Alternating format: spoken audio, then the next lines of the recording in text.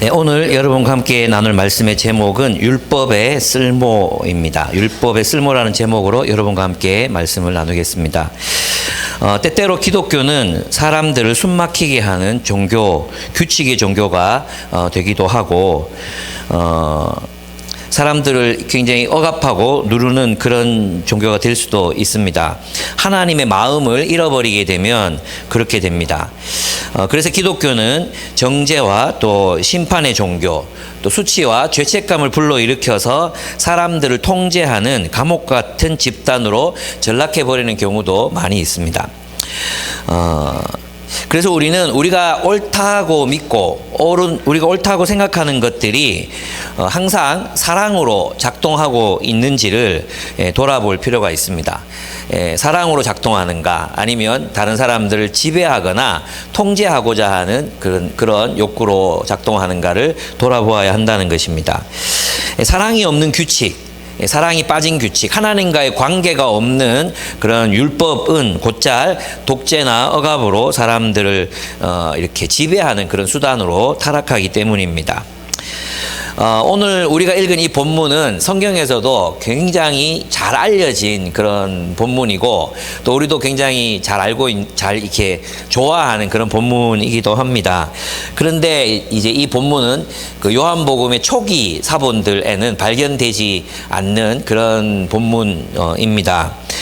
그래서 많은 주석가들은 이 본문을 주석할 때 아예 빼놓고 주석하는 경우들도 있습니다. 그 레슬리 뉴비긴의 요한복음을 보면 이 본문이 없습니다. 그래서 저는 이제 이 책이 파본인 줄 알고 그랬는데 인성 간사님이 전화해 보시니까 원래 없었다고 하더라고요. 게다가 이제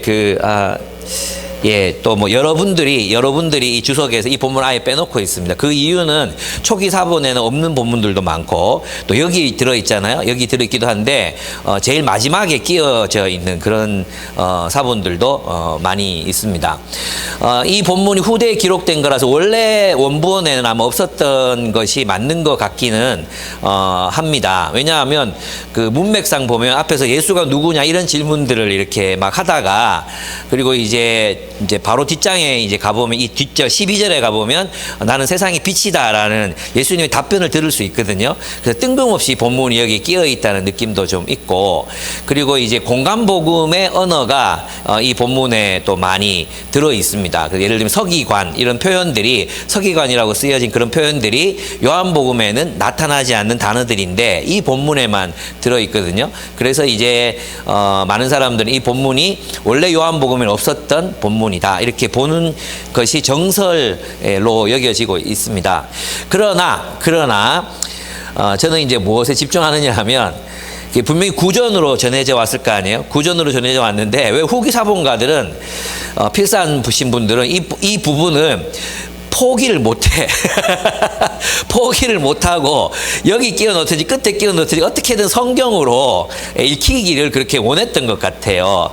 그렇다면 그 이유가 아마 있을 것이라고 생각을 합니다.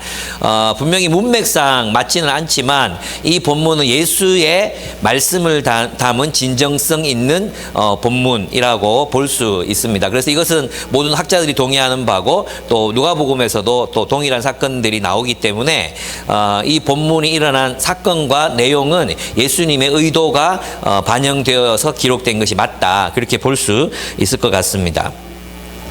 그럼 우리는 이 본문에서 무엇을 볼 수 있느냐 하면 바로 예수께서 율법을 어떻게 보시는가 또 죄인을 어떻게 보시는가 율법과 죄인에 대한 그런 예수님의 태도를 이 본문에서 우리는 읽을 수 있습니다.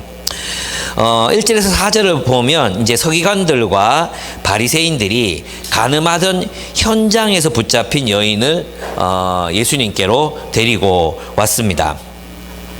음행 중에 잡힌 그 여자를 끌고 와서 군중들 가운데 세웠다고 합니다. 이제 가운데라는 말이 조금 의미가 우리는 지금 강의를 하면 앞에서 이렇게 설교를 하고 여러분은 앉아서 듣잖아요. 근데 이제 원래 유대인들은 내가 앉고 여러분이 저를 이렇게 삥 둘러서는 게 원래 누군가를 가르칠 때 하는 자세였거든요. 그러니까 이제 바리새인과 서기관들이 여자를 붙들고 막 통로를 내 가지고 끌고 와서 예수님이 여기서 앉아 계시고, 그리고 이제 여인을 앞에 이렇게 두고 자신들은 또 다시 그 원 안에서 원을 이렇게 둘렀거나 하는 그런 형태로 이제 서 있는 그런 장면이 그런 장면이라고 생각해 볼 수 있습니다. 음행 중에 잡힌 여자, 간음의 경우에는 반드시 현장이 확보돼야 고발을 할 수 있었습니다. 심증만으로 고발을 할 수 없는 게 유대 율법이었거든요. 그래서 현장에서 잡힌 남녀 모두를 어떻게 해야 했냐면 이제 처벌을 해야 했습니다. 남녀 모두, 여자만이 아니라 남녀 모두였습니다. 근데 여기 보면 현장을 반드시 잡아야 된다, 이 얘기는 뭐냐면 그들의 불륜이나 음행이 장기적으로 지속되었다는 것을 말해주는 거예요.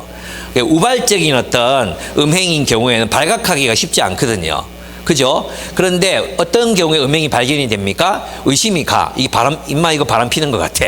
뭐 이런 게 계속 이제 심증이 자꾸 이제 뭐 이렇게 뿌리는 향수도 달라지고 또 뭐 늦게 들어오고 이런 게 자꾸 이제 이어지면 이거 맞네. 이렇게 되잖아요. 그러면서 뭘 하게 돼요? 어디서 만나나? 무슨 요일에 만나나, 몇 시에 만나나, 이런 것들을 이제 조사하게 되잖아요. 그래서 현장에서 발각돼야 된다, 이 얘기는 많은 게 이제 전제되어 있는 거죠. 그 전에 그런 걸 확인하고 못하게 해야 된다든지, 또는 뭐 부인이나 아내와 화해하는 어떤 시간들이 필요하다든지, 잘못을 돌이킬 여지가 아직은 있는 단계. 근데 현장을 발견했다는 건 이미 이제 처벌할 마음을 먹고 배우자나 혹은 당사자들이 마음 먹고 자료를 이혼할 때 왜 이혼하기 전에 그냥 살다가 이혼을 딱 마음 먹으면 자료를 수집하잖아요. 증거를 수집하잖아요. 증거를. 그것과 비슷하게 이거는 이제 완전 끝이다, 이렇게 생각됐을 때 현장을 급습하게 되거든요. 이제 그러니까 원래 모세 율법에서는 어떤 교정 혹은 어떤 회복의 가능성이 있는 게 모세 율법의 정신에 들어있는 거였어요. 근데 이제 이 경우를 보면은 분명히 그녀와 가늠한 남자도 있었을 텐데 그 남자는 끌고 오지 않습니다. 남자는 풀어주고 여자만 붙잡아서 예수님께로 데리고 온 것입니다. 그녀를 잡아서 예수께로 끌고 온 이들은 아마도 이 여인이 간음 혹은 음행을 또는 불륜을 저지르고 있는 이들의 정보를 상세하게 알고 있었다는 것을 말해 줍니다. 그리고 그날 그 두 사람이 이제 불륜 혹은 음행, 이게 불륜인지 아닌지 확실히 알 수 없어요. 그 날을 딱 기다렸다가 급습했다는 것을 이제 말해 주는 거죠. 이 서기관과 바리새인들은 사실은 자신들이 구축해 놓은 질서를 무너뜨리고 있는 예수를 멈추기 위해 간음한 여인을 이용합니다. 이들에게 굉장히 이들의 막 분기탱천한 모습을 보면 율법을 억수로 사랑하는 것처럼, 율법에 대한 열정이 넘치는 것처럼 보이잖아요. 그러나 사실 그들이 지키고 싶었던 것은 율법이 아니라 그들의 권력과 이익을 지탱해주는 율법 지배 체제였습니다. 율법이 아니라 율법 지배 체제, 그 안에서 자신들의 권리와 특혜를 누리고 있는 그 기존 질서를 그들은 유지하고 싶었던 것입니다. 왜냐하면 그걸 어떻게 알 수 있냐? 남자는 보내주고 여자만 끌고 온 것을 보면 알 수 있습니다. 율법을 얼마나 편파적으로 또 자신들의 이익에 따라 자신들의 이익에 맞추어서 율법을 적용하고 있는지가 나타나고 있는 장면입니다. 그러니까 그들은 율법에 순종하는 것이 아니라 자신들의 이익에 따라 율법을 이용하고 있는 것입니다. 편파적이죠. 그래서 실상 서기관과 이 바리새인들에게 이 율법은 자신들의 기득권을 지키기 위한 수단에 불과했습니다. 그런데 겉으로 포장하기는 어떻게 포장이 됐습니까? 율법을 너무너무 사랑하는 그런 포장되고 있죠. 사실 교회들도 우리 교회는 우리 교도 다를까요? 우리도 그럴 위험성이 있기는 하죠. 뭐냐 하면 이제 율법이 혹은 교회의 어떤 전통이나 문화가 사람들을 섬기고 사람들을 사랑하고 사람들을 잘하게 하는데 사용되기보다도 어떤 권력을 유지하기 위한 통제 수단으로 율법이 혹은 교회가 가지고 있는 어떤 상식들과 법들이 작동할 때가 굉장히 많습니다. 교회에서 가장 이제 약자는 사모들이거든요. 사모들. 근데 그 사모들이 이제 그런 이 교회의 법, 전통 이런 것들이 희생양이 될 때가 굉장히 많습니다. 우리 교회는 뭐 사모라고 취급도 안 해주시고 그냥 언니 뭐 이렇게 내가 말하는 게 뭐냐면 뭐 이게 이런 뜻이 아니라 제가 이제 최근에 만났던 교회에서 어떤 이제 교회에서 사모님이 처음 이제 부임해가지고 모르니까 자리에 앉아 있는데 한 나이 많으신 분이 오시더니 가라고. 그래서 사모님 자리는 저기예요. 그러면서 얘기해 주시는데 사모님 자리가 저 왼쪽 저 끝자리 있잖아요. 저 끝자리에서 사람들에게 보일 듯 말 듯하게 앉아 있는 게 사모의 자리라고. 가라고. 그리고 이제 70년 동안 교회가 70년 이렇게 막 된 교회라 가지고 자기 자리가 있는 거예요. 자기 자리가. 근데 사모 자리는 저기라고. 그러면서 이제 어떤 있잖아요. 뭐 사모가 이걸 하면 안 되고 저걸 하면 안 되고 이걸 해야 되고 저건 반드시 해야 되고 이런 거 있잖아요. 그런 것들이 사실은 사람을 통제하기 위한 그런 법률로 작동할 때가 많습니다. 그러니까 어떤 기득권들이 자신의 권력을 유지하기 위해서 이러면 안 되고 저러면 되고 이렇게 문화가 형성될 때가 많다는 거죠. 그래서 항상 리더십들은 그걸 조심해야 됩니다.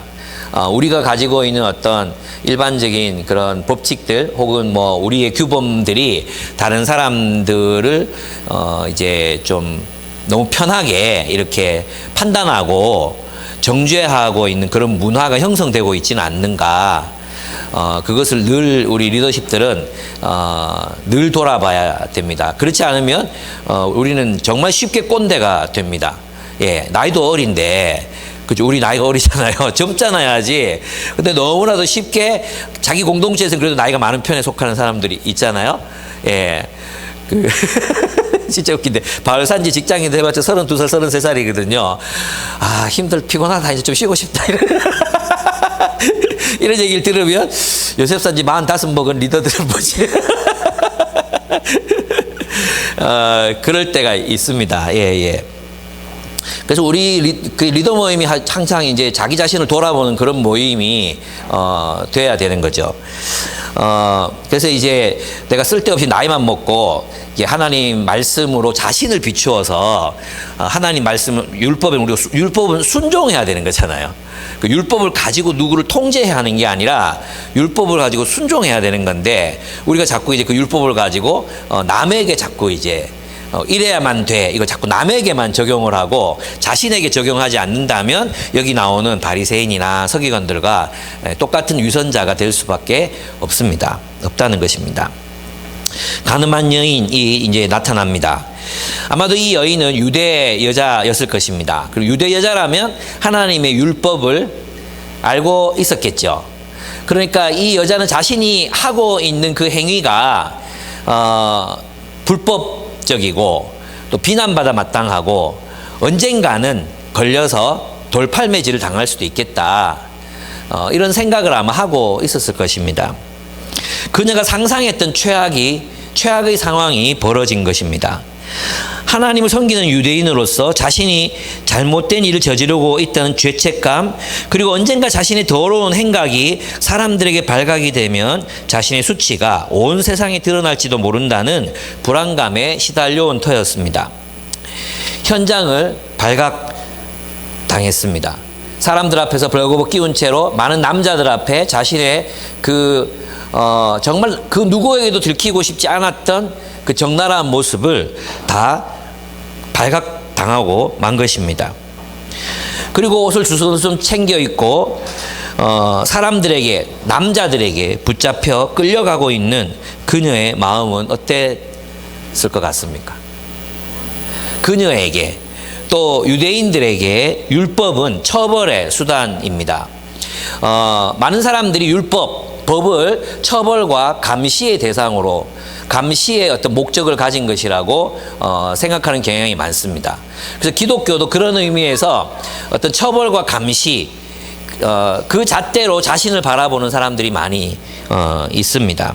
아마도 그녀도 그녀 자신을 스스로 처벌해 왔음을 상상해 볼 수 있습니다. 난 나쁜 년이야. 난 돌팔매질을 당해 죽어도 싼 년이야. 그러면서도 유혹 혹은 강제 어떤 이것을 떨쳐버릴 수 없는 그런 자신의 상황을 들여다보면서 수치스럽게 생각하고 아마도 어두운 가운데서 그녀는 오랫동안 살아왔을 겁니다. 그녀의 간음이 불륜이었는지 혹은 매춘이었는지 자발적인 것이었는지 아니면 불가피한 것이었는지 혹은 계략에 의한 어떤 그 함정 때문에 생긴 일이었는지는 전혀 이 본문에서 나타나고 있지 않습니다. 그래서 우리도 그녀가 왜 이 음행의 장소에 있었는지를 까닭을 우리가 알 수는 없습니다. 그런데 예수님께서 이 여인을 돌려보내면서 뭐라고 다시는 죄를 짓지 말라 하셨기 때문에 아마도 그녀의 자발적인 의지가 포함되어 있었다고 판단해 볼 수 있습니다. 그녀는 분명 죄책감과 수치심 그리고 불안과 두려움 속에서 살아왔을 것이라고 그리고 어둠 속에서 자신을 학대하며 살아왔을 것이라고 우리는 쉽게 추측해 볼 수 있습니다. 사실 자신이 생각해도 자신은 나쁜 년이었습니다. 율법을 어긴 그녀는 이해를 요구할 수조차 없었습니다. 자신이 이렇게 사랑에 빠진 것 혹은 이렇게 음행에 빠진 이유가 있다고 사람들에게 동정심을 구할 수도 없었습니다. 그녀는 벌거벗 끼운 채 많은 사람들 앞에서 많은 남자들 앞에서 발각되었고 비난과 분노에 찬 저주의 욕설을 온몸으로 받아내야 했을 것입니다. 그녀가 왜 거기에서 그 일을 할 수밖에 없었는지 사람들은 관심이 없습니다. 오로지 그녀가 간음을 했다. 그녀 자신도 나는 간음을 한 나쁜 여인이다. 이런 결론 속에 있습니다. 그런 결론 속에서 자신을 생각하고 있습니다. 그녀의 사정은 그 누구도 알 수 없습니다. 우리도 알 수가 없습니다. 우리도 알려고 하지 않습니다. 여기에서 우리 한 가지 질문을 해야 합니다. 율법의 목적입니다. 하나님이 율법을 주신 이유가 뭘까? 율법은 법과 다릅니다. 법. 함무라비 법전. 그 법전과 율법은 다릅니다. 목적이 다릅니다. 적용도 다릅니다. 하나님이 율법을 주신 이유는 백성들에게 율법을 주신 이유는 그 하나님의 백성으로 살아갈 수 있도록 하나님이 주신 삶의 길이 율법이었습니다.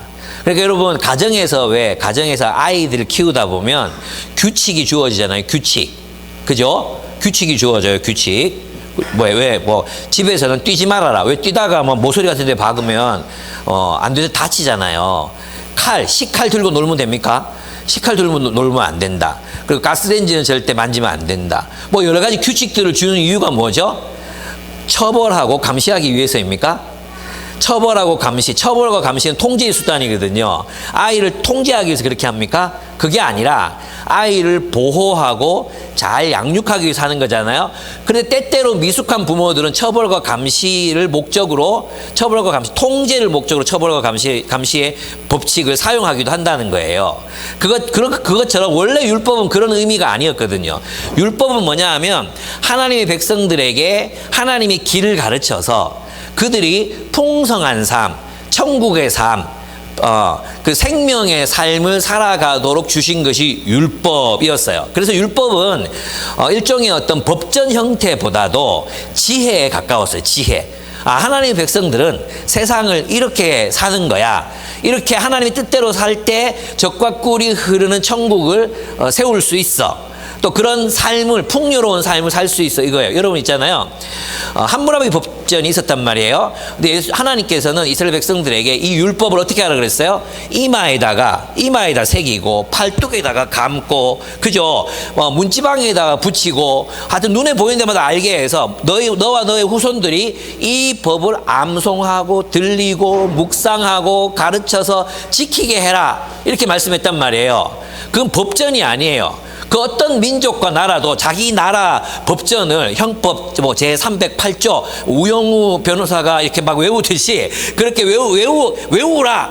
세상에 형법, 민법, 사법 이걸 외워라고 말한 민족이 어디 있습니까? 율법은 법전이 아니라니까요. 율법이 법전이 아니라는 뜻은 뭐냐 하면 처벌과 감시의 목적으로 율법이 주어진 게 아니에요. 함무라비법은 귀족들의 권익을 지키기 위해서 처벌과 감시의 목적으로 함무라비법이 제정이 돼요. 그러나 하나님께서 이스라엘 백성들에게 주신 것은 지혜예요. 지혜. 세상을 어떻게 살아갈 때 풍성하게 살아갈 수 있는가라는 거예요. 그런데 많은 기독교인들이, 많은 크리스찬들, 또 많은 유대인들, 지금 이 당시 유대인들이 이 율법을 무엇으로 바꾸어 놓았습니까? 처벌과 감시, 백성들을 통제하고 자신들의 권리와 이익을 보존하는 수단으로 이 율법을 사용하고 있는 것입니다. 하나님의 율법은 훈련과 양육을 위한 것입니다. 하나님의 율법은 훈련과 형성을 위한 가르침이었어요. 포메이션, 우리의 인격을 형성하고 우리의 공동체를 형성하기 위한 법이었어요. 그러니까 이것은 어떤 법적인 어떤 처벌을 위한 것이 아니라 성장을 위한 것이었다는 거죠. 사람들의 성장. 무슨 뜻인지 아시겠죠? 그러니까 거기에는 이 율법을 따라 사는 데는 과정이 있어야 하고 훈련이 돼야 되는 거예요. 그러니까 한번 들었다고 실천할 수 있는 게 아니잖아요. 그래서 뭐 하라 그랬어요? 문지방에다가 써붙이고 이마에다가 쓰고 다니고 발목에다가 감고 다니고, 그러면서 그 말씀은 늘 암송하고 묵상하고 들려주고 듣고 외우라고 했단 말이에요. 왜 그랬겠습니까? 이 율법은 우리들의 삶을 위한 길이었기 때문입니다. 근데 여러분, 많은 사람들이 기독교를 법으로 알고 있어요. 그래서 죄책감에 빠지는 거죠. 내가 하나님 뜻대로 못 살았어. 그래서 우리가 주로 많이 하는 기도가 뭡니까? 매주 나와서 하는 기도. 내가 그런 기도 하지 말라 그랬는데 매주 나와서 이번 주도 못 살았습니다. 이번 주도 죄를 지었습니다. 왜 우리는 그렇게 항상 있잖아요. 성장을 위해 나아가기보다도 어떤 윤리적이라기보다 어떤 법정적으로 이 말씀을 이해하고 내가 그렇게 살지 못했던 것에 대해서 죄책감을 느끼고, 그래서 신앙이 깊은 사람들일수록 수치 정체감, 자신을 부끄러운 존재로 여기면서 살아가는 그런 사람들이 정말로 많이 있다는 것입니다. 율법은 무엇을 주신 거라고요? 성장을 위해서 주신 것입니다. 나의 죄책감을 유발해서 어떻게 그게 하나님의 목적이 아니라는 것입니다. 그런데도 우리들 가운데 많은 이들이 처벌과 감시의 목적 안에서 자기 자신이 만든 감옥 속에 가두어 놓고 그 어둠 속에서 자신에게 벌 주면서 자신을 징계하면서 나는 죄인입니다. 내가 또 이런 죄를 지었습니다. 그리고 하나님 앞에서 벌벌 떨면서 살아가는 사람들이 많다는 것입니다. 여러분 어떻습니까? 여러분, 율법은 하나님의 사랑 안에 있는 거잖아요. 근데 하나님의 사랑, 하나님이 사라지면 뭐만 남습니까? 법만 남죠. 계명, 우리가 해야 될 일, 그리스도인이 살아가야 할 어떤 삶의 원칙들만 남잖아요. 이게 재앙인 거죠. 거기에 갇혀서 살아가는 사람들이 얼마나 많은지 몰라요. 해방되셔야 돼요. 해방. 그걸 벗고 목표는 뭐예요? 자라나는 것이, 자라나는 거. 성장하는 거예요. 성장. 이따가 또 보여드리도록 하겠습니다. 그래서 여러분의 죄책감과 수치 정체감에서부터 나오십시오. 주님은 우리에게 처벌과 감시를 목적으로 이 율법을 주시지 않았습니다. 주님께서 이 율법을 주신 이유는 이 율법을 익혀서 행복한 삶을 살라는 것입니다.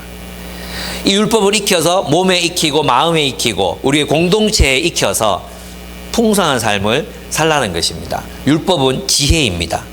율법은 우리의 삶을 풍성하게 하는 지혜입니다. 그런데 이제 율법을 그렇게 사랑하는 것처럼 보였던 이제 5절에서 6절을 보면 서기관들과 바리새인들은 사실은 예수를 고발할 구실을 찾기 위해서 이 가늠한 여인을 이용하고 있습니다. 이거야말로 율법이 금지하고 있는 거죠. 사람을 이용하는 거. 그죠? 누군가를 걸어 넣기 위해서 이용하는 거. 이거야말로 정말 하나님이 싫어하시는 것입니다. 그들의 목적은 이 가늠한 여인이 아니었습니다. 이 여인은 철저하게 무시당하고 있습니다.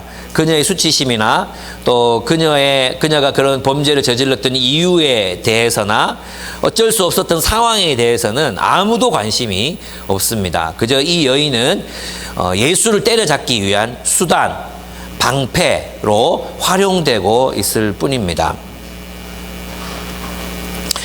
그들은 이렇게 묻습니다. 모세의 법에는 가늠한 여인을 돌로 쳐 죽이라고 하는데 예수님 어떻게 해야 된다고 생각하는지를 묻습니다. 모세는 이렇게 말했는데 당신 어떻게 이건 있잖아요. 틀렸어요. 그죠? 모세의 법에는 어떻게 되어 있어요? 가늠한 남자와 여자 모두를 처벌하는 거거든요. 그런데 이 본문에 보면 5절에 보시면 5절 한번 보세요. 5절. 모세는 율법에 이런 여자들을 쳐 죽이라고 이런 여자들을 돌로 쳐 죽이라고 우리에게 명령하였습니다. 모세 이렇게 말하지 않았어요. 모세는 가늠한 남자와 여자 모두를 쳐 죽이라고 그렇게 말했거든요. 그러니까 그들이 율법에 순종하는 것, 율법을 정확하게 알고 율법에 순종하려는 것이 아니라 그 율법을 이용해서 가부장적인 질서를 유지하고 싶은 거죠. 그죠? 그걸로 예수를 때려잡고 싶은 거죠. 예수를 잡아야 어떻게 됩니까? 자신들의 기득권을 유지할 수 있거든요.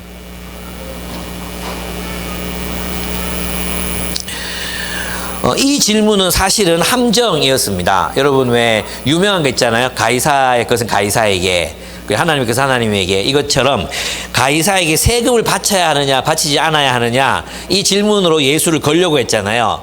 가이사에게 세금을 바치라고 하면 어떻게 됩니까? 유대인 입장에서 반역자가 되고, 가이사에게 세금을 바치지 말라고 하면 로마 입장에서 반역자가 되는 거잖아요. 그것처럼 이 질문도 똑같은 질문이었어요. 왜냐하면 로마법에는 식민지 국가들이 사형을 집행할 권리를 주지 않았거든요. 사적으로 누군가를 죽일 권리를 로마법에서 허용하지 않았어요. 주민들이 누굴 죽이거나 하는 것은 로마법 위반. 두 번째, 가늠한 사람들에 대한 로마의 법은 사형은 아니었어요. 사형은 아니었어요. 그러니까 예수님이 만약 모세 법대로 해라 이렇게 되면 로마법에 저촉이 되는 거예요.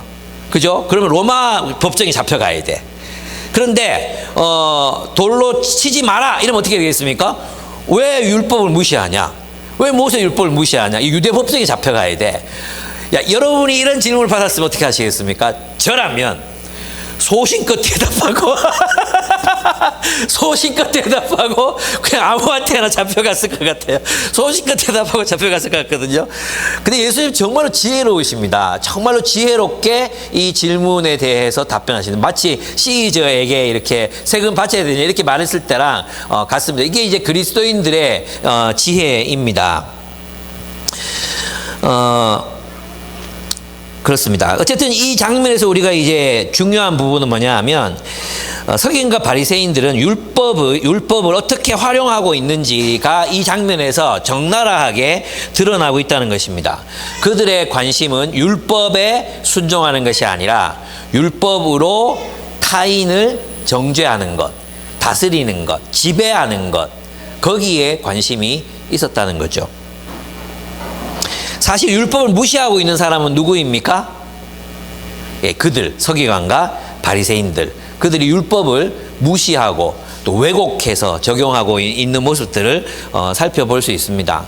그래서 있잖아요. 교회가 타락할 때, 교회가 생명력을 잃어버릴 때 가장 두드러지게 나타나는 모습이 바로 이런 자신들만의 전통, 하나님의 율법이 아니라 자신들만의 전통에 갇히는 것이라고 할 수 있습니다. 그래서 있잖아요. 그리스도인들은 항상 어떻게 합니까? 저는 이런 생각이 늘 드는데, 하나님의 말씀을 우리가 순종하려고 애를 쓰다 보면 체제는 항상 변혁될 수밖에 없는 것 같아요. 그죠? 하나님 말씀에 순종하기 위해서 애를 쓰다 보면 이 자신들의 기득권을 지키기 위한 체제 있잖아요. 체제. 그 체제와는 항상 부딪힐 수밖에 없다는 생각이 듭니다. 어떤 교단에서는 여전히 이제 여성 목사에 대한 안수를 금하고 있거든요. 근데 그 이유를 가만히 들여다보면 정말 성경적인 토론이 이루어지는 게 아니에요. 그냥 자기들이 하면 안 된다고 생각하는 지금 대다수의 교단들이 성경을 연구해보고 신학 교수들이 연구해보고 그런 그 결과가 여성들이 목사가 될 수 있다는 거잖아요. 우리가 살펴봐도 뭐 드보라도 있고 또 뭐 유니게도 있고 초대교회 여성 지도자들이 얼마나 많았습니까? 그리고 예수님의 여성 제자 중에도 사도가 있었거든요. 여성 사도가 있었거든요. 그러니까 12제자 있다는 뜻이 아니라 70사도라든지 사도 중에 여성들이 있었단 말이에요. 그런데 이런 법을 가지고 결국은 자신들의 기득권을 지키기 위해서 법을 가지고 얘기하는 거예요. 어디 여자가 뭐 강대상에 올라와서 설교를 하고 뭐 이런 것도 실제로는 다 하고 있잖아요. 설교만 안 하지 뭐 전도사니 뭐 유년부 설교, 유치부 설교, 청소년 설교 다 하잖아요. 안 합니까? 다 하는데 그런 것들이 우리가 여기 바리새인들과 서기관이 마치 너무 성경을 사랑해서 그렇게 하는 것처럼 보이지만 실제로는 너무나도 자신들의 기득권을 사랑하기 때문에 발생하고 있는 일들이라고 할 수 있습니다. 그래서 리더들은 혹은 또 우리 교회는 항상 우리가 하나님의 말씀에 의해서 날마다 개혁, 해체하는 일들을 계속 반복해서 할 수 있어야 된다는 거죠. 안 그러면 우리가 살아가는 이 어떤 체제들도 곧 우리를 억압하는 또 다른 사람들 이용하는 그런 체제가 될 수 있습니다. 그래서 여러분 저는 우리 교회 잘하고 있다고 생각해요. 왜냐하면 하나님 말씀을 묵상하고 나누면서 계속 우리 자신들에 대해서 적용하잖아요. 우리 자신들에 대해서 우리 자신을 돌아보고 이런 우리들의 좋은 이 모습 이것들은 계속 좀 이어갔으면 좋겠다 그런 생각이 들어요.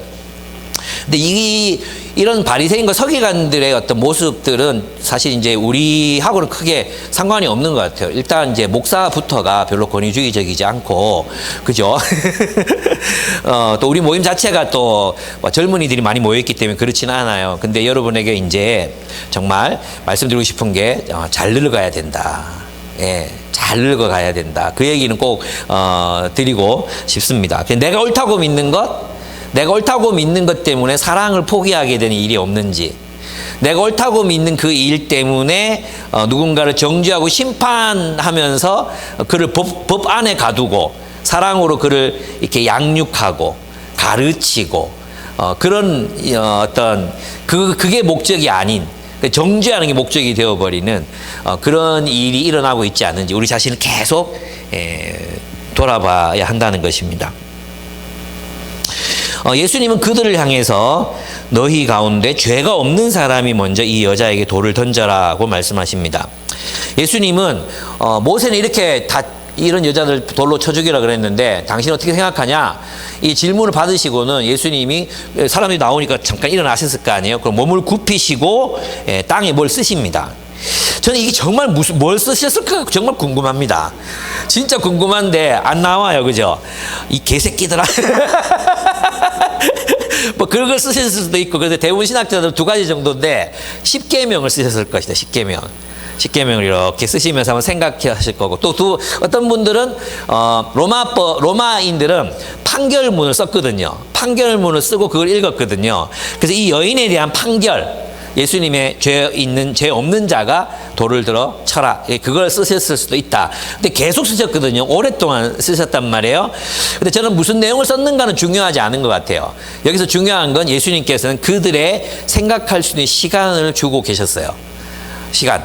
이게 몸을 굽히는 행위는 굉장히 중요해요. 왜냐하면 나에게 노기를 띠고 나를 잡아 죽이고 싶어하는 사람들 앞에서 똑같이 서 있으면 그들의 분노를 자극할 수 있거든요. 그죠? 그래서 여러분 왜 개들이 막 나를 보고 막 짖잖아요. 막 개들이 짖고 또 원숭이 관광지 가면 원숭이들이 우리한테 막 화를 낼 때가 있거든요. 원숭이 막 이럴 때가 있거든요. 그때 똑같이 하면 이 얼굴 껍데기 다 벗겨져요. 절대 그러시면 안 돼요.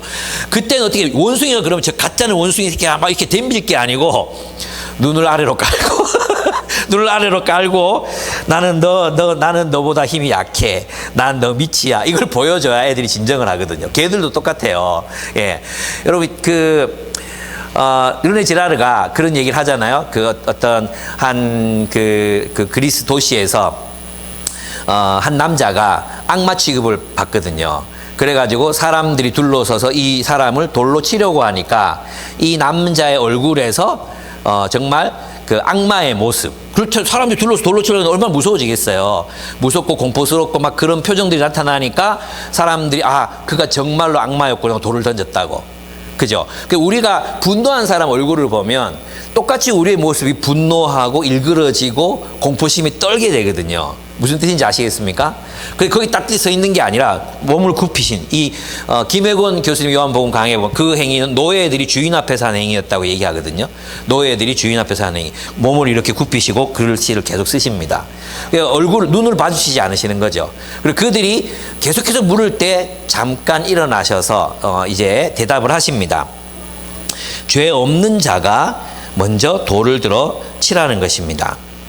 예수님은 정말로 놀랍습니다. 너희 가운데서 죄가 없는 사람이 먼저 이 여자에게 돌을 던져라.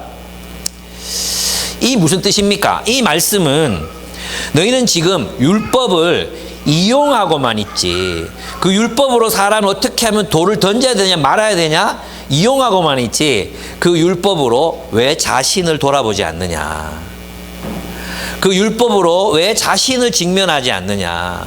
남들의 잘못은 그렇게 잘 읽으면서, 남들의 잘못은 그렇게 잘 정죄하면서 왜 자신의 잘못을 돌아보지 않느냐, 왜 율법으로 자신에게 적용하지 않느냐, 그 율법으로 자신을 직면하지 않느냐고 주님이 말씀하셨던 것입니다. 이것이야말로 그들이 정말로 하고 있지 않았던 일이었어요. 그들은 율법으로 어떻게 하면 사람들을 통제할까, 어떻게 하면 그 법으로 다른 사람들을 이렇게 지배할까, 거기에만 관심이 있었지 그 율법으로 자신을 직면해야 된다고는 생각하지 못했던 것입니다. 이 말씀은 그들이 말하는 율법으로 자신을 돌아보라는 말씀이셨습니다.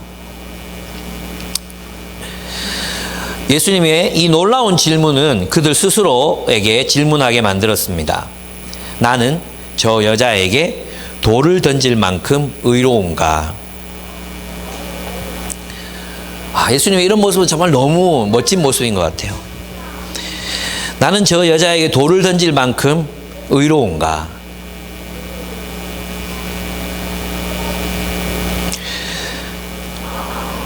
우리도 그렇지 않습니까? 우리도 누군가를 막 욕하고, 막 누군가를 비난하고, 누군가가 막 불편하고, 가만히 들여다보면 우리한테도 그런 모습이 있잖아요. 우리한테도. 우리가 하나님 말씀에 비추어보면 여전히 죄인이고, 그럴 수밖에 없는 존재들인데, 우리의 시선은 항상 이렇게 남을 향해 있단 말이에요. 누가 이걸 못했고, 누가 저걸 못했고, 리더가 이러면 안 되고, 멤버가 저러면 안 되고, 거기에만 갇혀 있습니다. 근데 주님은 이 말씀에서 죄 없는 자가 돌을 들어 쳐라. 너 자신을 돌아봐라. 말씀 앞에, 말씀에 비추어 너 자신을 돌아봐라. 주님이 말씀하십니다. 우리 주님 앞에 서면 다 죄인이잖아요. 다 죄인. 여러분, 누가 이제 누구를 고발하려면 가늠한 사람이 가늠한 사람을 고발해서 돌을 던지면 됩니까? 안 됩니까? 안 되잖아요. 그죠? 그걸 고발할 수 있는 자격을 갖춘 사람이 이제 심판을 할 수 있는 거죠. 예. 그래서 죄 없는 자, 이 죄 없는 자라는 말 속에는 너희는 정말 깨끗하냐? 사실 유대의 남자들은 그 이혼법, 이걸 너무나 쉽게 만들어 놓고 간음에 준하는 결혼 생활을 하고 있었잖아요. 그죠? 약자 무시하고. 다 죄인이죠. 그 예수님의 이 질문 앞에 그들이 양심의 가책을 받습니다. 이 정말 너무나 멋진 예수님이십니다. 그리고 그래도 이 사람들이 양심이 있었던 것 같아요. 그래도 이 사람들이 양심이 있어가지고 자기를 돌아보고 이러는데 죄 없는 자가 돌을 던졌자 막 던질 것 같거든요. 오늘 우리들 같으면. 예. 장로들, 여기 나이 든 사람 이렇게 표현된 게 장로들, 그 공동체의 지도자들을 말합니다. 그들로부터 한 사람 떠나가고 제일 먼저 떠났던 사람이 가장 의로운 사람이었을 것 같아요. 그가 떠나가고 마침내 예수와 여자만 남습니다. 예수님은 다시 몸을 일으키시고 여인에게 말을 거십니다. 여인에게 말을 거십니다. 죄인에게 말을 거십니다. 나는 이 장면이 너무 좋아요. 예. 우리가 죄인이라고 규정한 사람들에게는 말을 걸지 않거든요. 예. 변호라든지 뭐 왜 그랬어 라든지 뭐 이렇게 저렇게 해 라든지 말을 걸지 않거든요.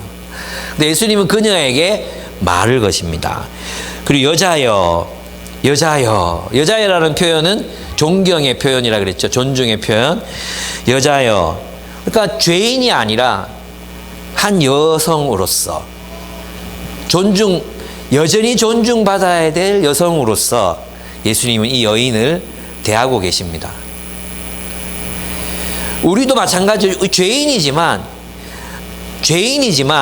우리는 그를 죄인이라고 규정하는 것이 아니라 존중받을 사람으로서 우리는 사람들을 대해야 한다는 뜻입니다. 우리의 태도 속에 여자여.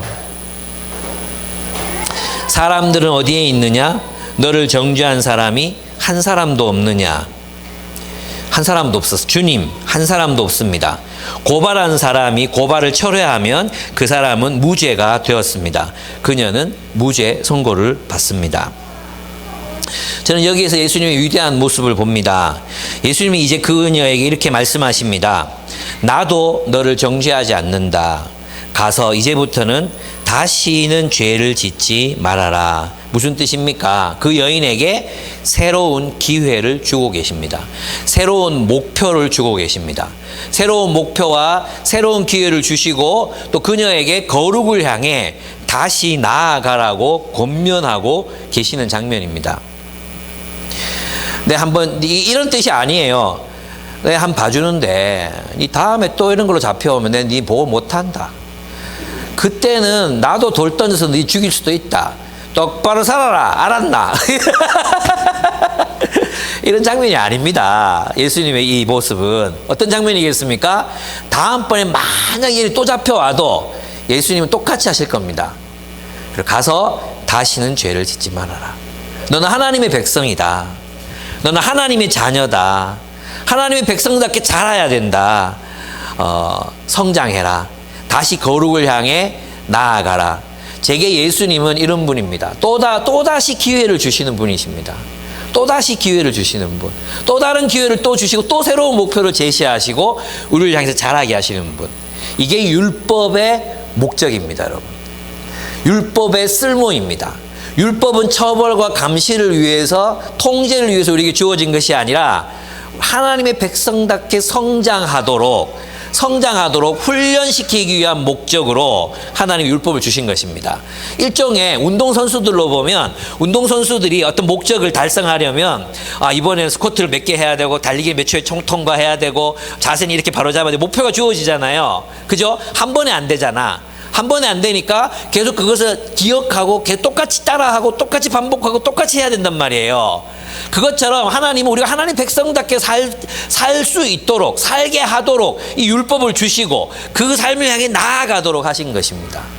그래서 여러분들이 범죄했거나 여러분들이 실수를 했거나 또 여러분들이 반복적인 범죄를 저지르고 있는 연약한 부분이 있다고 한다고 하더라도 하나님 예수님께서 여러분을 아이고 이 새끼야 이 벌써 몇 번째고 뭐 이렇게 하시지 않는다는 것입니다. 주님의 목적은 우리를 성장시키고 자라게 하는데 그 목적이 있기 때문이에요.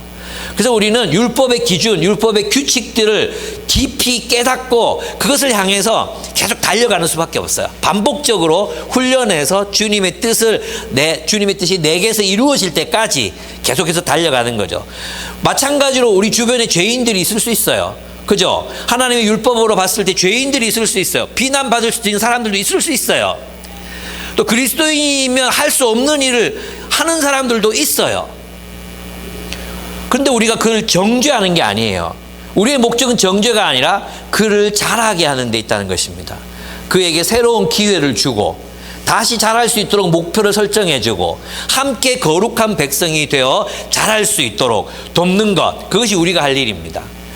예, 우리는 있잖아요. 예수님이 십자가를 생각하면서 자기 자신에게는 관대하고 남에게는 너무나 비좁게 다른 사람들을 생각할 때가 많습니다. 반대로 자기 자신을 막 처벌하면서 남들에게는 무조건 관용을 바라는 사람들도 있습니다. 예수님은 그 두 가지 다가 아니었어요. 예수님께서 뭐라고 말씀하십니까? 새로운 기회를 주시지만 그녀가 한 일이 옳다고 긍정하지 않습니다. 무슨 일을 해도 좋다고, 무슨 일을 해도 나는 너를 사랑한다, 그렇게도 말씀하시지 않습니다. 주님은 그녀의 죄가 죄임을 말씀하십니다. 가서 다시는 죄를 짓지 마라, 죄라고 말씀하십니다. 그러나 또 무엇을 주셨습니까? 나도 너를 정죄하지 아니하노니. 이게 중요한 겁니다. 나도 너를 정죄하지 아니하노니. 우리 같이 하나님 나라의 백성으로서 새로운 삶을 살아보자. 나는 너를 존중하고 너를 아낀다. 여자여.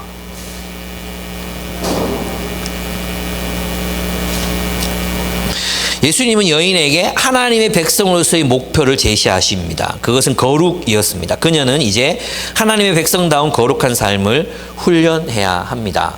이것이 율법의 쓸모입니다. 율법은 우리로 하여금 무엇이 옳고 그른지를 알게 하고, 그리고 그 말씀을 따라 살아갈 수 있도록 우리를 훈련합니다. 그래서 여러분 자신을 바라보면서 있잖아요. 정죄하지 마십시오. 죄책감에 빠지지 마십시오. 중요한 건 무엇입니까? 죄책감을 느끼는 것은 정상적인 인간의 바람직한 감정이에요. 아, 내가 잘못했지. 그래야지 뭐 사과도 하고 용서도 빌고 할 거 아니에요. 그죠? 죄책감을 느끼는 건 나쁜 게 아니에요. 문제는 뭐냐 하면 죄책감을 느꼈으면 그 다음에 어떻게 해야 돼요? 관계를 회복하는 데 나아가야 되는 거예요. 관계를 회복하는데 내가 잘못을 저지른 사람에게 용서를 구하고 보상하고 관계를 회복하고, 그리고 하나님과의 관계에서도 다시 그 관계를 회복하러 나아가는, 그게 목표지 죄책감에 짓눌려 사는 것. 우리는 왜 죄책감이 짓눌리는지 아십니까? 하나님이 나를 심판하는 거 무섭거든. 하나님 앞에서 먼저 알아요. 내가 잘못한 거 알아요. 이거 보여주고 싶은 거야. 이미 나는 충분히 나를 보여주고 있어요. 나 보여주지 마세요. 굉장히 이기적인 거죠. 어떻게 보면 죄책감을 품고 산다는 거. 죄책감이 아니라 우리는 책임감을 느껴야 됩니다. 죄책감에서 벗어나서 무엇을 느껴야 된다고요? 책임감을 느끼고 무엇을 해야 될지를 정하는 거예요. 사람과 관계가 마찬가지. 사람과 사람 사이의 관계에서도 내가 누군가의 잘못을 했어. 그럼 죄책감 느끼고 맨날 피해 다니고 도망다니는 사람들이 있거든요. 그게 아니라 책임을 져야 돼요. 책임. 그럼 내가 무엇을 해야 할 것인가? 어떻게 해야 될 것인가? 관계를 회복하기 위해서 뭘 해야 되는가? 내게 상처받은 저 사람을 위해서 나는 무엇을 할 수 있는가? 예, 그게 바른 태도라는 것입니다. 그래서 여러분, 이것이 율법의 쓸모입니다. 율법은 우리에게 지혜로운 삶에 관해 가르치는 것입니다. 그래서 이제 율법은 항상 지혜와 이제 통하고 있습니다. 정죄가 아니라 우리는 이 율법으로 누군가 타인을 정죄하는 것이 아니라 순종, 그 말씀에 내가 순종하고, 타인을 심판하는 것이 아니라 뭐 해야 된다고요? 양육하고, 그래도 하나님의 말씀으로 계속해서 양육하고 가르치고 새로운 목표를 설정해주고 함께 나아가고, 죄책감이 아니라 나아감, 책임감을 가지고 그 문제들을 해결해 나가는 것, 그것이 바로 하나님이 우리에게 율법을 주신 이유입니다. 이 율법은 하나님의 사랑 안에 있을 때 올바르게 이해하고 적용할 수 있습니다. 그래서 내가 어떤 율법을 나에게나 남에게 적용할 때 내가 사랑의 마음으로 사람들을 성숙시키고 자라게 한다는 마음으로 이 율법을 적용하고 있는지, 단순히 잘잘못을 가려내기 위해서, 그래서 벌 주기 위해서, 통제하기 위해서 내가 율법, 내가 옳다고 생각하는 것들을 누군가에게 강요하고 있지는 않은지 우리를 돌아보셔야 합니다. 그러니까 우리가 율법에 대해서 우리가 항상 자라나야 되지만, 죄인에 대한 태도는 늘 긍휼과 존경임을, 여전히 인간으로서의 존중함이 우리 안에 바탕하고 있어야 된다는 것을 절대 잊으시면 안 됩니다. 그게 그리스도인의 멋이라고 할 수 있습니다. 함께 기도하겠습니다.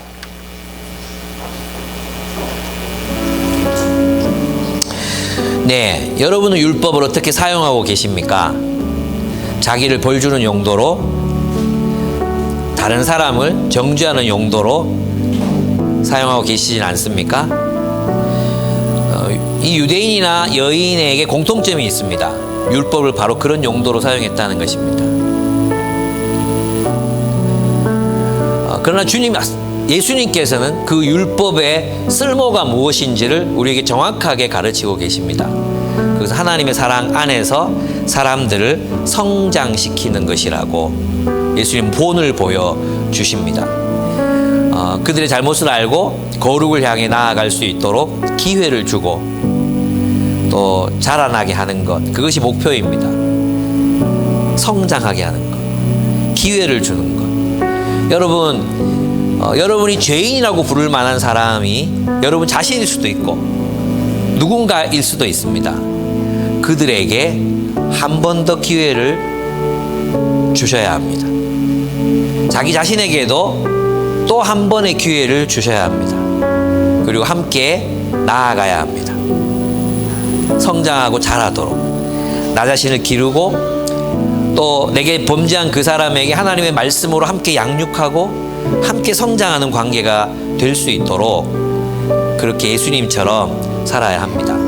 여러분, 우리 마음에 자신을 죄책감의 감옥에 가두고 벌 주고 수치심을 가지고 살아가는 사람 없습니까? 회개하십시오. 하나님의 사랑을 신뢰하지 못한 것을 회개하십시오. 예수님은 여전히 우리에게 나타나셔서 나는 너를 정죄하지 않는다. 우리 다음 목표로 가볼까? 라고 말씀하시는 분이십니다. 넘어졌어? 다시 일어나라. 내가 손잡고 가줄게. 오늘 이쪽으로 가보자. 하시는 분이 우리 주님이십니다. 우리가 그런 마음 속에서 살아가게 해달라고 함께 기도했으면 좋겠습니다. 기도하겠습니다.